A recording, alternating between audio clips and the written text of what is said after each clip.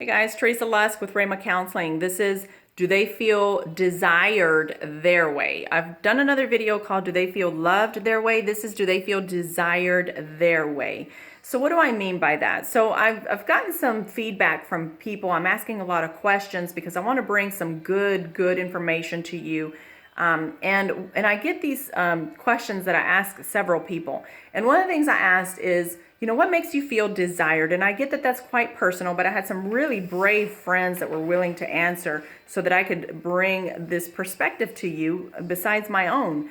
And it is that just because they are a female or just because they're a male doesn't mean that they want to feel desired the way that we've put these gender role expectations. Because you're a woman, you should feel desired like this. Because you're a man, you should feel desired like that. Now, when I'm talking about desired, I do mean that which will lead you into intimacy eventually within your day, your week, whatever.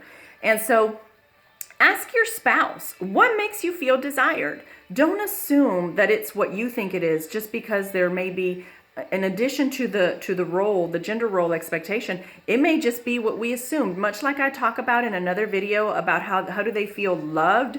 This is kind of the same thing. We assume that our spouse is feeling desired because we really put effort into it. But is the effort you're putting into it based on what they want, or is it based on what you think they want? So I encourage you to lovingly and gently say, sweetie, honey, love, whoever, whatever you call your spouse, am I fulfilling your needs? Do you feel desired? Now, listen, I've talked to a lot of people through the making of this series as well, of videos, that they feel too uncomfortable to talk about basic things like that. It's embarrassing. It's not something they're used to.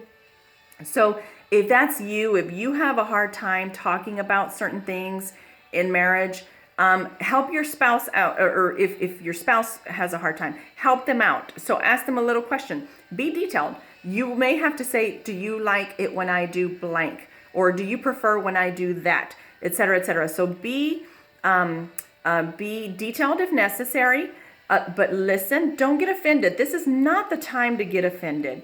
And if you are the one who would like your spouse to know this, then ask and say, sweetheart, how do you feel desired? Are you happy when I do blank and blank and blank? So just be real, be honest with one another, and don't be afraid to tackle these hard topics if you're not used to that. Intimacy was a gift for married couples, for the wife and the husband. And so enjoy it, learn to enjoy it, break out of that discomforting box that could really keep your marriage from flourishing. So communicate, and give them their love, give them their what they need according to them. So hey, thank you for watching. God bless you. I pray that you will have an open heart to fulfill your spouse's desires and needs based on what they need, and that they would do the same for you. And I pray this really in Jesus' name. God bless you guys. Teresa with Rhema Counseling. You may contact me, Teresa, at teresalusk.com, or visit our website, rhemacounseling.com. God bless.